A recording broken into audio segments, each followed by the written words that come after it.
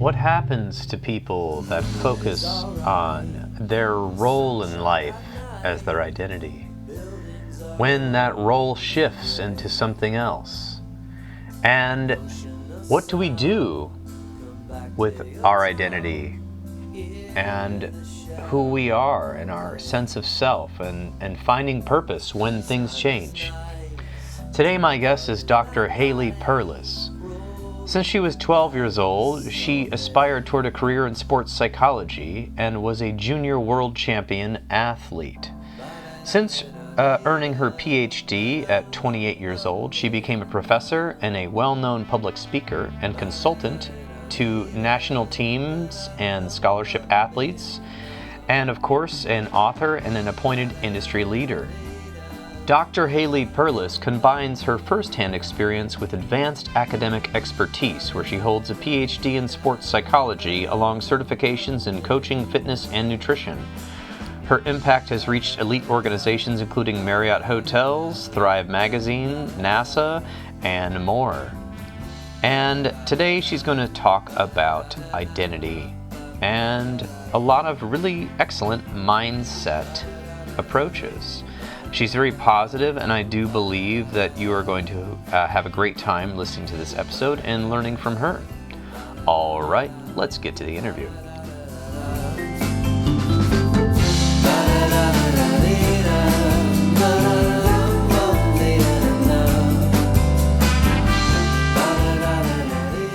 Welcome to the podcast, Dr. Haley Perlus. It's my pleasure to have you on today. Paul, I'm happy to be here. Thanks for inviting me. Absolutely. So everyone knows a little bit about you because I've already read your bio to everyone. But I do want to get a little bit more into your story. But before that, I think what the listeners want is a nugget of what we're kind of going to focus on. And one of those things was identity and what you've learned about identity and how that is an important piece to focus on versus just like what we do for a living or what we do in our personal lives, like the doing versus who we are as a being. I don't know if you could talk a little bit about maybe your paradigm and how and what you think of it, kind of an open floor about that. Yes, I'm a big believer in not wrapping our identity around the roles that we have in life. I think that saves us a lot of anxiety, maybe even depression, confusion, because our roles come and go. And sometimes we choose to change our roles, we choose to change our jobs, we choose to become parents, but then sometimes our roles are gone when we don't want them to. So unfortunate things happen. There's deaths, and so that role that we once had, whether we're a parent, whether we're a sibling, whether we're a child, those roles shift sometimes. And so if we wrap ourselves up in our roles, then we can suffer from anxiety when those roles go away. So I have what I feel is a more productive solution, which is really looking at your identity as who you are and your purpose in life, and then applying your identity and your purpose to the roles you play. So when they come and go, we're still going to be okay. So basically what I'm hearing, some of that, my reflection is, we're not clinging to a society sort of culturally determined role, such as a teacher or an athlete, or I'm a manager or director, or I'm an actor. But you're saying be more of who you are. And then in that vocation or in that role or whatever you're playing in society or culture, or maybe just a family role, instead of, just having to make money, maybe you're a parent, right? That's a role we can play, that you are bringing yourself to that versus like depending on that to make you who you are. Is that what I'm hearing? Absolutely. So my background is sport. And so a lot of this learning came from athletes who, when they're no longer an athlete, whether they choose to retire, whether they're forced out of their sport due to injury or just not being good enough, many of them suffer greatly mentally because they don't know who they are. And they don't know how to transition into their next role because they don't have an identity. Their whole identity was being an athlete. So instead of wrapping your identity around being an athlete, I like to help all of us again, create our identity about our best qualities, about our top values. And then we apply our best qualities, our top values to the roles that we play. And some of us have 5 roles to play. Some of us have 10. Some of us have 1. Roles come and go, but our identities, that stays forever. Oh, I like that. I can identify with that because I'm in a bit of a career shift myself, where I've been a therapist for 18 years, seeing either a full or a medium-sized caseload. And now I have a very small group of people I still work with because I like working with them and I like being a therapist. But I'm also doing these other things, which people know about if they listen to the podcast. I won't get into it. But in business and the nonprofit I'm leading and some other things like that. And that is a big shift because mentally, if you're really attached to that, telling people, oh, I'm a therapist, right? And then talking about therapy. But then if you're not doing that anymore, it's like, whoa, you have to really reassess. So I want to get some examples of that. I have heard that there are athletes that suffer, have horrible depression and suicidal ideation sometimes after their sports careers. Can you talk a little bit about that? Absolutely, because they don't know who they are. Mm-hmm. There was a company that I used to work for, and what we did specifically was help athletes transition out of sport into their next career. And one of the greatest exercises that I did with these athletes was I asked them to tell me what they love about their sport, what they learned about their sport, what they learned from their sport, all the skills and strengths. And very seldom do you get an athlete saying they love the smell of the ball. Right? Or, it's very, very often the answers are camaraderie, discipline, coachability, all of these strengths that they have, that they own, that can be transferred to their next career. And suddenly now they have an identity. Suddenly now they have skills, they have strengths, they have values. They're not wrapped up in their athlete identity. They're wrapped up in their self-concept identity. And now they have more of an open mind. Now they have more of a curiosity. What can happen in this next chapter of my life? I like that. Yeah. And I did play sports, but never professionally, obviously. I wouldn't be in this shape if I had done that. That's a joke. But I also wouldn't be in this career. I laughed. Yeah, okay, good. Hopefully you got it. Hopefully the listeners like it. But basically, another thing that struck me about athletics, and this is going back to identity, is that in all of your life, if you're playing something that's maybe a popular sport where there's spectators, you have all of these people rooting for you and saying good job, and you have this whole team possibly around you. I think certain sports like skiing, necessarily you have a team, but it's not as you're not tossing skis to one another or whatever. You're kind of still on the team, but you have, let's just say that the typical popular sports in the US, like football and soccer and basketball and hockey, you have this team around you in volleyball, right? And you're all like working together, rowing. You're all working together. And so not only do you have these spectators cheering you on, you have this external validation, then you have these close relationships.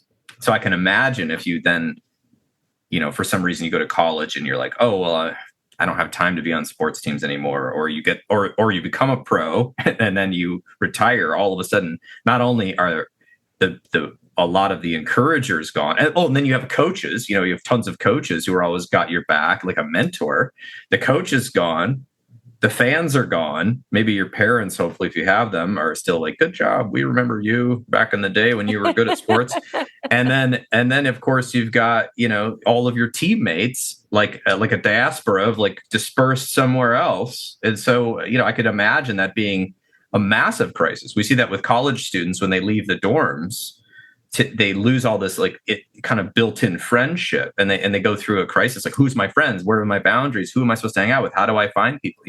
So can you talk a little bit about that too? I was thinking about that aspect. No, it's a great point, Paul. It's what you're talking about is all the external stimuli, all the external motivators, all the external factors. And we need each other. I'm a strong believer in human connection. I do not want to underestimate human connection and relatedness. Relatedness is part of intrinsic motivation, which I call heart motivation. So that's important. But autonomy and competence is also the heart motivation, intrinsic motivation. And we cannot let the heart fall because we're so focused on everything and everyone that we have in our lives. We have to make sure that we are the star of our own movie. We have to make sure that we are the ones making moves, moving forward, seeking new friends when you move from one college to another. A lot of people are retiring, and there's a fear of retiring because, like you just said, in a professional athlete's world, suddenly no one's cheering for them every day because they're just not in the spotlight. Well, for many careers in retirement, there's a lot of isolation. There's those external rewards or external variables subside. And we don't want to experience anxiety because of that. We don't want to experience sadness because of that. So what I like to do is really make sure that we're putting a spotlight on ourselves and really creating an identity that really has nothing to do with anybody else. We're 100% in control. We're 100% self-confident. And then we go out in the world and we relate our best selves to everyone so we can create these new teams. And teams is like family unit, friend unit, community. Wherever we go, we can create these things because we're bringing our best self to these roles, to these environments, instead of being created because of those roles and those environments. Yeah, I could imagine just speculatively that if I was a very successful athlete, not every one of us on my team would need to do a lot of internal work if you have built-in friends, coaches, and external validation all the time, right? And so, I mean, it could be a challenge to be able to get that time away to reflect and then to be able to kind of develop those skills. I can imagine that might be difficult. I'm not sure what your thoughts are on that. No, absolutely. That's why when suddenly the team goes away and you don't have someone feeding you at your every meal and giving you all of your, scheduling, you don't have that anymore. It goes away. A lot of people get lost. Right. And it can happen anywhere, like, if you're known at a job or if you're in a music band or in theater or any sort of group activity can kind of tend to that. But I think that athletes are almost like worse off because you have so many layers of that are surrounding you from a young age all the way until you retire from sports. So maybe you could, I think this is a good time because you do have a PhD in sports psychology, which I mentioned in the pre-show, but could you explain a bit about your journey, your personal journey? Yes, absolutely. And again, I don't want people to think or listeners to think that I live in a bubble because I didn't. My journey actually started because of an influencer, my coach, my leader. Okay. So I grew up in Canada and I was a fairly good ski racer, which is why you brought up skiing earlier. Right. And I was competing at 12 in what would be considered the world championships for my age group. And I was bib number 9 and bib number 8 is in the starting gate. So I have about 45 seconds until it's my turn to go and compete. And my coach comes up to me, pulls out $100 Canadian bill, places it in front of my nose and tells me that he has bet on me to win this race. Oh, no. So in that, well, that's one way to go. So in that moment, I am at an emotional and a mental fork in the road. On one hand, I could say, oh no, what if I lose? What if I make a mistake? How could he bet on me? On the other hand, I could say, oh yeah, if my coach believes in me so much that he's willing to bet on me, doesn't that mean I'm doing something right? Now, I can't tell you, Paul, that over the 10 seconds that I had left at 12 years old, I stood there and I said, Haley, you are at an emotional and a mental fork in the road. How are you going to be your most resilient? Right. But I do remember thinking, wow, if my coach is betting on me, he must really believe in me. And if he believes in me, why shouldn't I believe in myself? So I went down that race course. I won, which was great. My coach congratulated me, kept all the money for himself. But he looked at me and he said, it's amazing what you can do with your performance when you get your head straight. Oh. And then 2 weeks later, he brought a sports psychologist to come and speak to my team. And the bells went off. And I went home at 12 and I told my parents that I wanted to be a sports psych gal when I grew up. Wow. That is such an interesting story. I always feel like he was like being a trickster by teaching you that lesson somehow. Like, he did something for me, and people think, it was the spur of the moment. I don't think it was the spur of the moment at all. Now, he's no longer with us, so I can't ask him the question. right. But I believe he was training me to embrace pressure the entire time he was my coach. I can think back to moments, and I can think back to just situations. I think he was training me to embrace the pressure of life at such a young age, 12 years old. And the interesting thing, though, is that I was always going to be just working in sports, marry a quarterback and have that life and do all those things. But as I was going through my graduate school, starting my own consulting practice, becoming an adjunct lecturer, getting married, getting divorced, all of these things that we go through as adults, I very quickly realized that all the training and all the principles and all the information that I've learned and experienced is not just for sport athletes. So now, today, I always apply sports psychology principles, but I apply it to business, to health behavior change, to, sport and life beyond. Oh, that's great. So yeah, you brought your own story and your own experience into your work, and as you've evolved as a human. And I actually think the best therapists, the best coaches, and the best leaders don't just preach at us. They bring us stories or ideas and challenges from their own personal experience. And I actually, if I had a judgment when your coach bet on you, because I thought, that's naughty behavior, Pete Rose, like that's what I was thinking. But then I thought, okay, well, I wouldn't recommend it. It's not like we tell coaches to be the best coach, go bet on your team. Yeah, we don't want to do that. But I also think at that moment, whatever, it was like a side thing, and it was culturally probably way different back then, whatever that was. I don't know. Whenever you way back then, what are you saying, Paul? I'm sorry. Well, no, you're good. No, you're fine. You're fine. The 90s, I don't know, 2000s, but it worked. It worked, right? He got you motivated, and embracing pressure is something I do think young people in the U.S. are having a real problem with, and I don't want to point fingers completely. I think some of it's social media, because they see other people doing it, and they're like, oh, how did they get to point 200? I'm at point 0, right? To be able to do something that they're doing that's fun on social media, like, I don't know, just sports or games or painting or music or whatever it might be, right? Or pottery. I think a lot of kids are getting stuck in freeze. And I also think parents aren't pushing their kids they're afraid of them hurting themselves, and I get it. I don't want my kids to break their leg, or I don't have a kid, but if I did, I don't want them to break their leg or whatever, right? But at the same time, like, if I pack them in bubble wrap their whole life, they're not going to learn that life is stressful, like, especially when your parents are, eventually your parents will get older and they'll pass away, and they're not going to be there to protect you. So how do you protect yourself? So one of the things that I love about sports psychology, and I really wish more therapists in our profession would take this. And I think they're getting there because we have exposure therapy and things, but really helping people inoculate themselves to stress so that it doesn't take such a huge impact on your body that you're like, oh, well, I can do this. I got that, the I, right? The identity, the positive mindset, but also the practice, because the first time you try something new, you're going to fail at it. I mean, guaranteed. And I always say the best, what's that? No, I was going to say, I literally just came back from the Red Sea, where I went to sports camp. I went to learn how to wing foil. Do you know what that is? It sounds like one of those things where you jump off a cliff with a wings on, but is that what it is? Or? You can kind of think of it in your mind's eye as windsurfing. Okay. However, the sail is a wing that's not attached to the board, and the board is a foil. So when you get up on foil, the board is literally like 2 feet above the water. Oh. And so you're basically flying on water. But my point being is that I never learned how to do this. And I went to the Red Sea of all places, which is like the most amazing place for wind.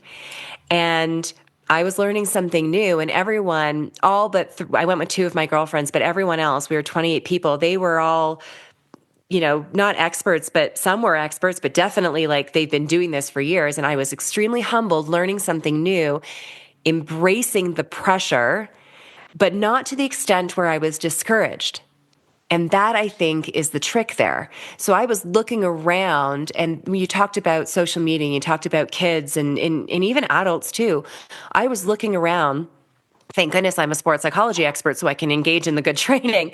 But I'm looking around at all these people, and instead of saying, oh my goodness, they're so much better than me, and shaming myself and judging myself, I was looking at everyone and saying, wow, look what I get to become one day. And, what have they achieved that I can achieve? So more of an inspiration instead of a comparison and judgment, because that comparison and judgment can put a lot of pressure on us. Like, I have to be at their level today. No, I don't have to be at their level today. I'm learning, and I'm actually using them to motivate me to want to learn and put a good amount of pressure on myself that maintains some level of confidence so that I get up every day and continue to do it and continue to improve and grow. But a lot of people put pressure on ourselves to be something we can't possibly be right now because we haven't put in the hours yet. We haven't put in the time yet. But we're always looking around at everyone else who's better and faster and smarter. And we don't and we put too much pressure on ourselves, which stops us in our tracks instead of finding the sweet spot of pressure. Right. And that reminds me of the zone of proximal development, where our mind, when we're trying something new, gets tired faster. And they say, like, after 20 or 30 minutes of trying something new, take a break and then go back to it. Like, literally take a break. So, like, you're learning to play the piano and you're at your piano lesson. You're so mad that you can't play like your piano teacher, but you try and you're playing it slower and all of that. And then take a break. And then the next day come back to it. And it's the same thing with, I don't know, I'm assuming you're at a camp, so you probably had breaks there. But when you got up the third or fourth or fifth time, how did it go? I'm just curious about that. No, I definitely got better and better. But where there was 3 sessions every day, I couldn't do all 3 sessions. I was absolutely exhausted mentally, emotionally, physically. So I did 2 of the 3 sessions. I took a break. And then, and sometimes the 2-hour sessions became an hour and a half, sometimes the hour and but it's okay. And you're right. It's not about the pressure. It's about managing the pressure effectively so that we can maintain.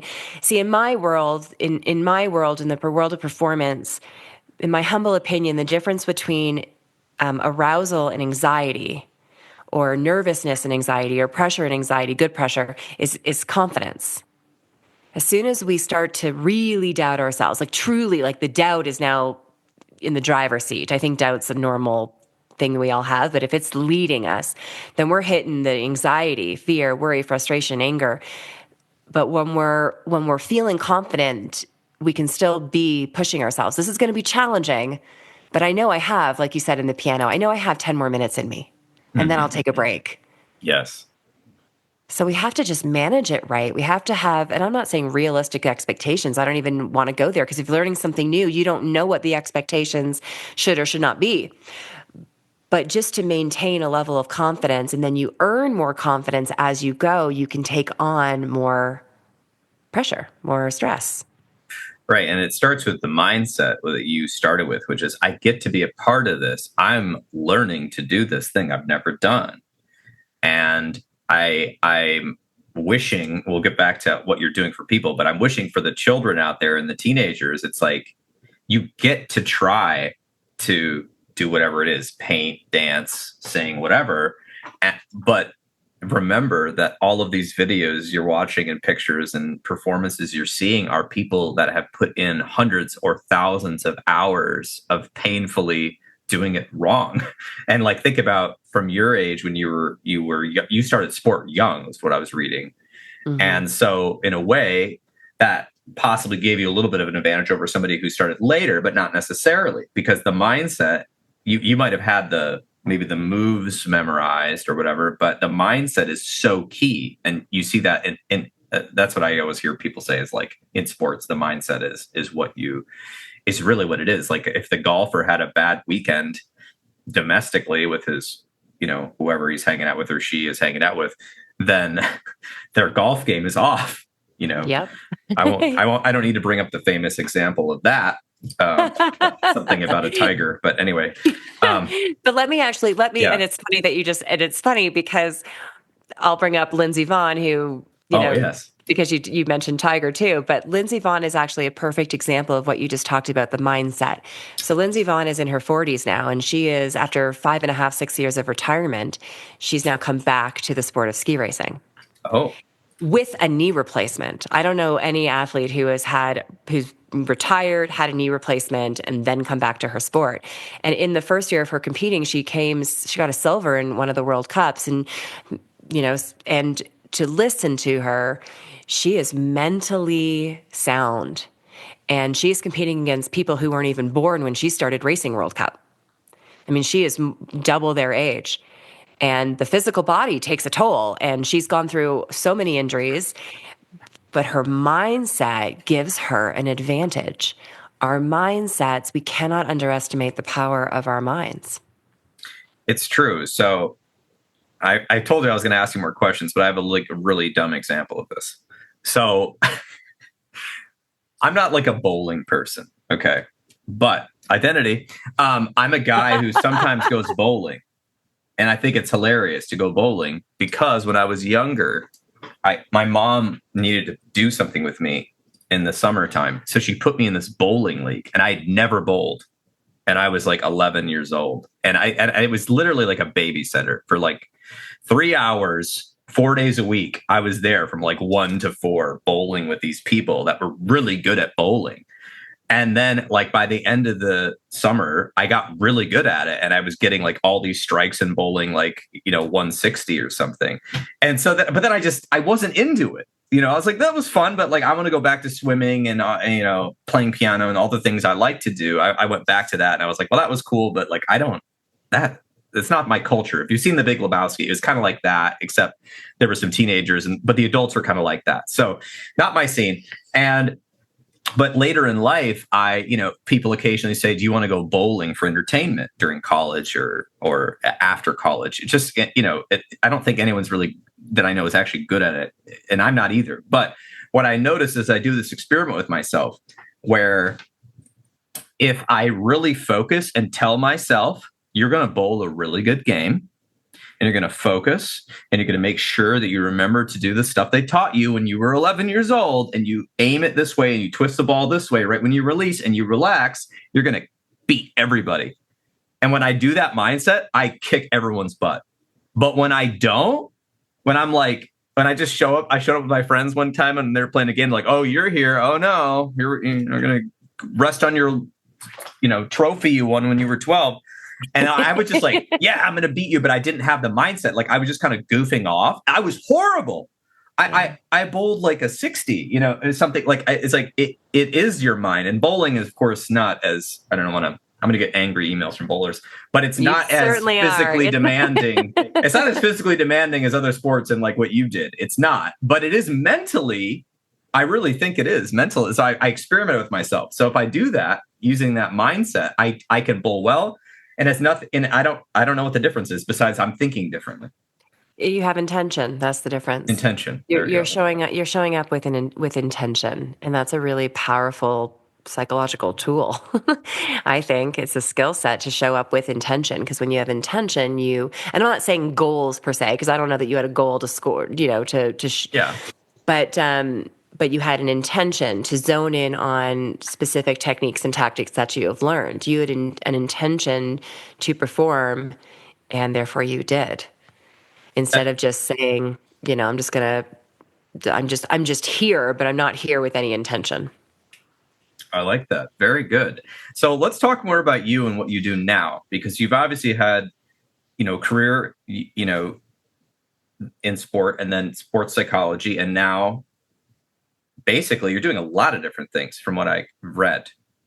I mean, I'm doing the same thing. I'm just applying it to different life domains. Oh, okay. I like that. Okay. So what I mean is, you had a lot of different clients, I guess I should say, all over the board, from corporate businesses to leaders. Can you tell me a little bit about kind of what you're doing? I'm just kind of curious, like what do you like doing? Yeah, absolutely. So it's really going back to sports psychology, which is really embracing pressure and developing unshakable confidence, the confidence that doesn't come and go with the results, It's about optimizing that. And I do that for sport. I also do that in the business world. So keynote speaking and one-on-one coaching and workshop training in the corporate world with leaders and below. And then also in health and wellness. So we all know, for example, that the apple is healthier than the brownie, that to move is better than not to move. I think we know that, right? I To hope sleep so. is better than not to sleep. But how can we follow through on those? How can we follow through on the goals that we set in the health space? And I always use the principles that I've learned and experienced with in sport, and we apply that to all aspects of life.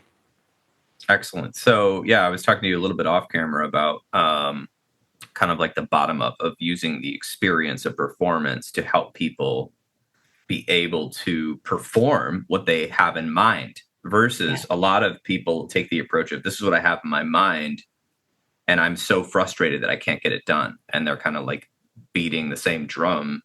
You're trying to help them kind of come at it from a different angle, I feel. Is that? Yeah. My mother once bought me a sweatshirt. I still have it, although I've worn it out, but I love it. And it says, move your body, still your mind.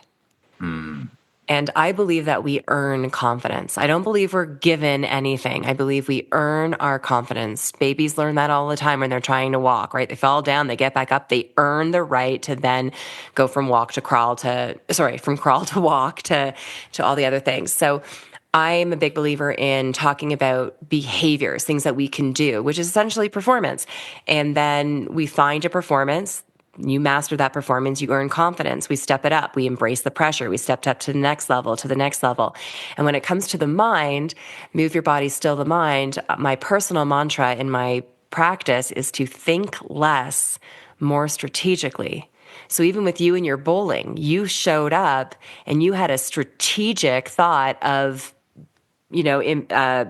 realizing one of the technical cues that you had learned. So you focused in on a strategy and then you made things happen for yourself instead of just thinking about anything and everything. So most people will come to me not when they're happy, when they're sad. And they'll come to me and I'm overthinking. Help me overthink.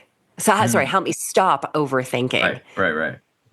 And one of the best ways to do that is start to get them to move with intention.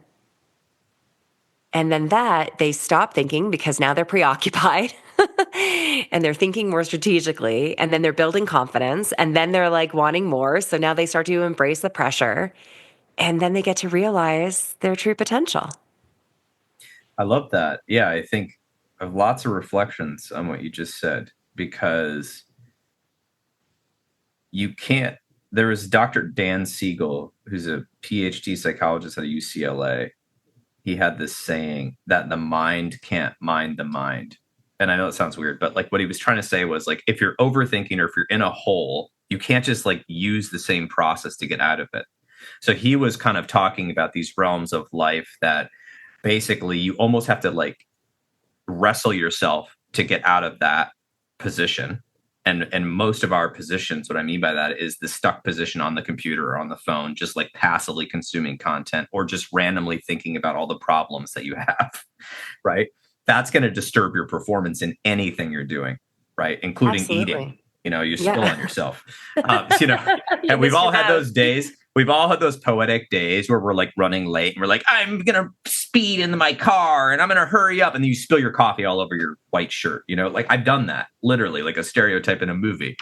And I'm like, wow, art imitates life, right? But it's true. So being mindful isn't just about meditating. It's about intention, like you said. And it's about there's also this reflection I see you have built in, because that Dan Siegel was saying, get out of that position, go reflect, grab a book, go outside, go for a walk. And he has these different domains. You can read his books. It's a whole nother lecture I'm not going to get into, but essentially kind of saying what you're saying, like move your body, get out of that position. And even if you are, not able-bodied, move out of that room, move outside or into a different space to start changing what you're kind of preoccupied with. And do something, even play the piano, start writing things down instead of just, thinking about them in your head. Do something, some action, even if the action, but then I hear people go, well, the action isn't going to get me to my goal. Well, right. But you're sitting there doing passive inaction isn't getting you your goal either. So, well, then what if I don't do it right? Well, that's the whole point. That's how athletes learn. I'm assuming the first time you skied down a hill, you didn't exactly do it perfectly. Am I right? No, Okay. and you just mentioned, I mean, the word perfect, and what if I don't do it right? Mm-hmm. I mean, we do still have to think. Sure. I'm a big believer in the right in strategic thinking, because every thought influences your emotions, which then alter your body and then enhances your performance. But when it comes to perfection, if that is the goal, you've lost before you even started. So I strive to be perfect. I don't know anyone, certainly anyone who comes to my practice who doesn't want to be perfect. I want to be perfect. I want to get every word right. I don't want to stumble. I want to be able to answer all of your questions, Paul. But I also don't demand it of myself, because that's unnecessary negative pressure. So there's the pressure that I want to embrace, and then there's the pressure that is just unnecessary and you're doing yourself a disservice. And the demand of being perfect is one of them. So, but we need something to replace that with. So while I'm striving to be perfect with the understanding that it's not going to happen, but while I'm striving for it, equally, I am also looking to be the best recoverer I can be. So if I find myself at work and I find myself, missing an email or not being able to think, I'm not going to let myself get down and down and down and spiral into this quicksand of misery. I'm going to say, okay, how do I best recover? Should I open up a different email? Should I take a break? Should I, go to a different task altogether? How do I just pick myself right back up? But it's with action. So how am I going to be the best recover? And that's a lesson from sport. The best athletes are not the perfect athletes. The athletes that stand on top of the podium at the end of the day are the ones that best recovered. They did not dwell on their mistakes or their teammates' mistake. They quickly picked up and did something to recover. And we need to practice the same principle. Oh, I like that. Yeah. For instance, this is the typical person that's like, I have a workout goal to work out 5 days a week for 45 minutes. I'm going to do cardio this day, legs this day, arms this day. And then they're like, oh no, I missed Tuesday because it's my dog needed something. And then they're like, oh, that's it. Screw it. And they just I'm going to go buy a big thing of potato chips from Costco and I'm giving up. And so it's like that, right? So I make this joke with my clients that I used to, that when they're trying to get started on something new and it's hard to start something new, as I say this, I say, listen, I have a goal to exercise intentionally 4 times a week. And they're like, do you make it? And I'm like, sometimes. And sometimes I exercise unintentionally by going for a walk with my dog because they're demanding it, right? Or I want to go on a bike ride with my partner because she loves bike riding. And I've just done it, right? But then other time, but it's not my perfect little gym workout I want to do, right? But the idea that I'm striving for the 4 days a week and not expecting myself to be perfect allows me to get it 70% of the time. And therefore, I'm in okay shape. And I understand that if I hired a personal trainer, which my friend did, he feels guilty if he doesn't go to work and has all these other emotional cues. Plus, he's paying this person, so that he is getting his 5 days in because he feels like he's going to let down Randy, at the gym. It's he doesn't want to do that. So there's ways to trick yourself into it. But right now, it's not my number one goal to be physically fit. It's just I want to live longer, so I do that, right? So it's not like I'm not training for anything. So I tell my clients, I'm going for the 4 days. Okay. And also I like to read. So I'm trying to put in, I'm going to make sure I read. I want to make sure I read X number of days a week. And how can I put that in my schedule? But obviously life comes up. You have stuff in your life, personal things come up, strange events, but I'm still going for the goal. And I always have it in mind. Therefore, I try to be flexible about when I can achieve that. Or maybe I read for a longer time because I couldn't read on Tuesday. I'll read an hour on Thursday, right?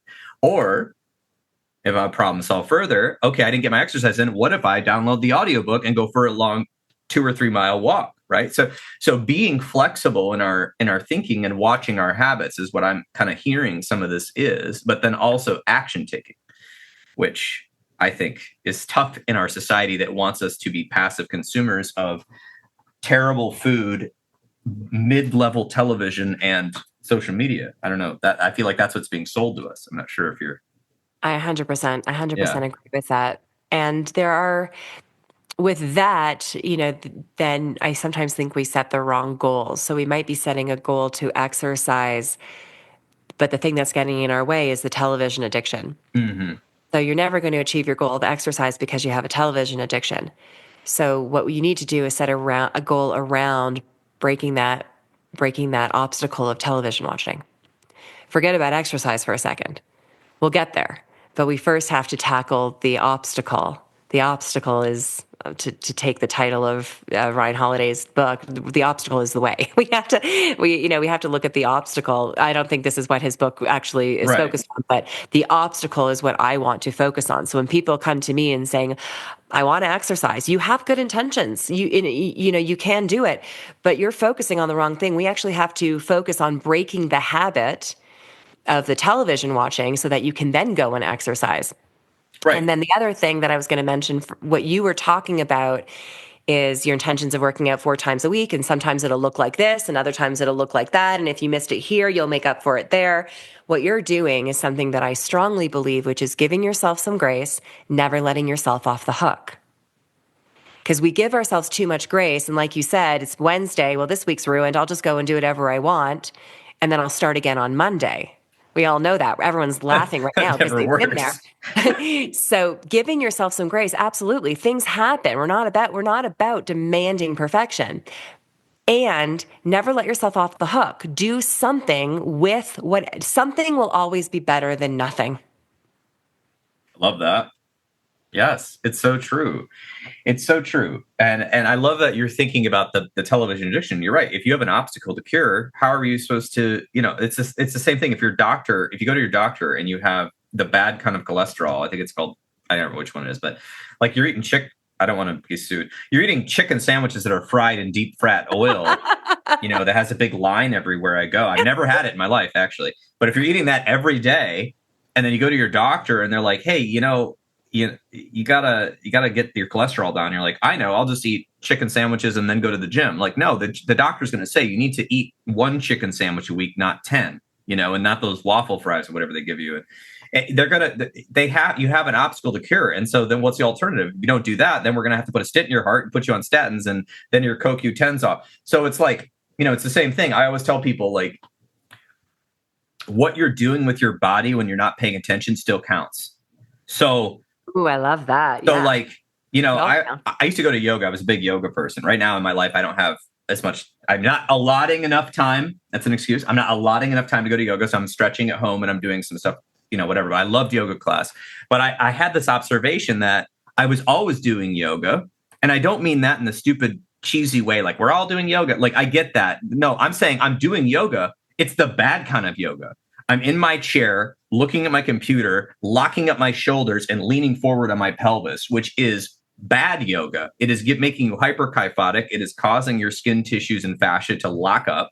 And then when I go to 1 hour of stretching yoga, I'm supposed to all of a sudden be like this, Lululemon model, like, with my feet in the air. No, that person in my class, who was very annoying because they'd always do headstands, they did yoga, 4 hours a day. That's how they could do that. I'm doing it 1 hour a day, and I'm, comparing myself to them. And then I realized, no, I am doing yoga. They're doing the healthy kind. I'm doing the unhealthy kind. I have to be real about what my choices are here, right? This has an effect on me. We're all motivated. We're motivated to move. We're motivated to sit still. Yeah. So, we've got a few minutes left. I want to talk about, you work with corporations, you do speaking engagements, you work with individuals, leaders. Mm-hmm. I'm assuming they call you when things are going wrong in a business, right? Right? Something like that. Typically people don't call me to say everything's amazing. I mean, they will call me to say that it worked. I love that phone call. It worked. Yes. But no, not initially. Yeah, that's what's so exciting about what I do. So it's always the same content, but in groups and individuals, in business and wellness and sport. So wellness too. So you do the business stuff, but you also could help people that are just like, since you're a coach, I'm assuming if somebody was like sitting there in Florida right now and was like, Haley, I need new habits. Can you help me? You could help them. Could you do that? I can. Okay. Absolutely. Yeah. I used to Excellent. teach health behavior change at the university. So sports psychology and health behavior change. Okay. Because like I said, I do believe that we all know that generally speaking, we all know that the apple is healthier than the brownie. It's just a matter of making those moves so that we choose the apple over the brownie most of the time. I love my chocolate, don't get me wrong, but I will choose the apple and then I will indulge when I want it. The Nutella is really my preference. Oh, I've got something for you. This is not a product endorsement. I'm going to say it on air because I love this company. Fine and Raw out of Brooklyn. They Never heard. make 4 versions of basically Nutella with coconut sugar, and it is so Ooh. addicting that you will fight over it with whoever you share food with. I Well, promise. keep it out of the house. I'll I have, indulge in it when I I leave have, the house. I've gotten multiple people addicted to it, and it's healthier than the regular Nutella because it's I'm sure it is. less sugary. But you also wrote a book. So if people, maybe they're like, hey, Paul, cool podcast, but like Yeah. I don't know if I can afford, a Ph.D. level sports psychologist to personally coach me. Can you tell us about this book? Yeah, it's titled Personal Podium, and it's all about it's for sport and life. And inside it's my take on performance psychology. So we all have heard of goal setting. So for me, I believe that we need just 3 goals, maybe not even all 3. Visualization. This is my take on visualization. And in addition to my take on all these tools, I share stories of athletes, collaboration of athletes that I've worked with, so that you can read the content and then read the story and then have the idea of how to apply it to your life based on the story. I love that. Yeah. And I mean, I think you don't know what you don't know. And that's why people listen to podcasts. They want to learn something new. And I love reading books, even if I don't even read the whole book. I have read so many books because of this podcast that even if I've read half of the book, I've learned something from that, and then I can apply that. And if I got really serious about a certain book, like your book, for instance, you can really change your life from a book. Now, it does take practice, and you may need a coach because you might hit that obstacle, that blockade, so to speak, that's keeping you from getting to those structured goals and gaining that confidence, right? And and especially with confidence, I feel like sometimes hard to do in isolation. I think confidence is often made through experience, but also through relationships. So I do think having a coach and a therapist for confidence is a key one. But I think that I'm going to say this book will be in the show notes. It'll be linked, and it was a bestseller on Amazon, so that's awesome. Maybe it still is a bestseller. I'm not sure how long it's been out, but that's exciting. So okay, what is, not to put you on the spot, but I'm queuing you up for it. Put me on the spot. Yeah, well, that gives you a cue to think of what I'm going to ask. But here we go. What is some, it could be any listener, like maybe a listener that in my mind, I have certain listeners that I'm speaking to that are out there. Maybe they just didn't have good role models. Maybe they don't have access to certain things. What, just for whoever your listener is, I don't know, just like somebody out there that maybe needs a little bit of extra inspiration. What is something that you would say to them about trying to meet their goals, or maybe just become who they are? I don't know. It could be anything. I don't know. I didn't mean to box you in with that question. I'll share a story.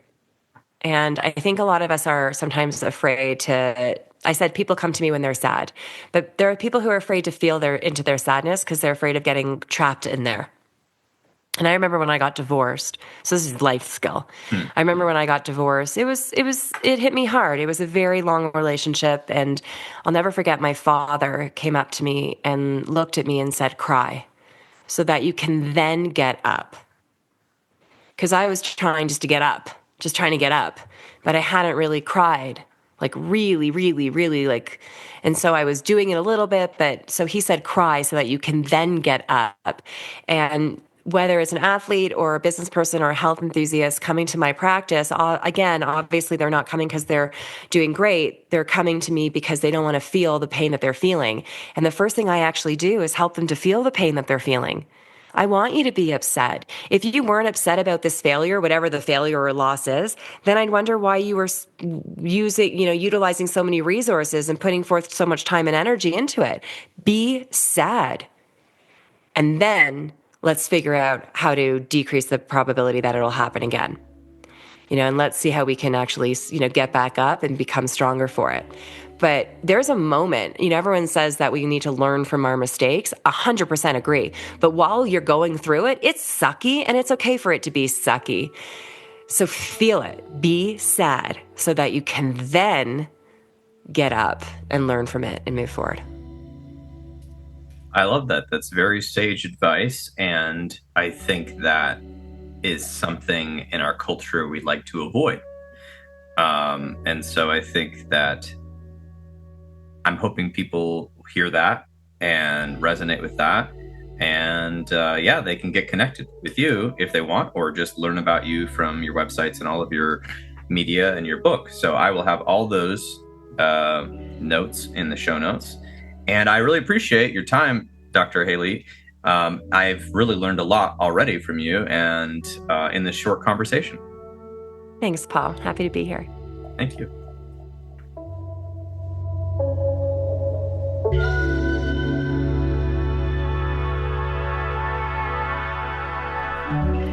And there you have it. This has been another episode of the Intentional Clinician podcast. If you are enjoying the show, please leave us a rating on iTunes or share the show with people you know. I would surely appreciate it. As some of you know, I am passionate about preventing future violence in the United States. I have started a nonprofit with colleagues called the National Violence Prevention Hotline, which is a 501c3 organization. We are endeavoring to gain funding and collaborators and volunteers so that we can start a 24/7 hotline and chat line to reach potential perpetrators before they may act violently.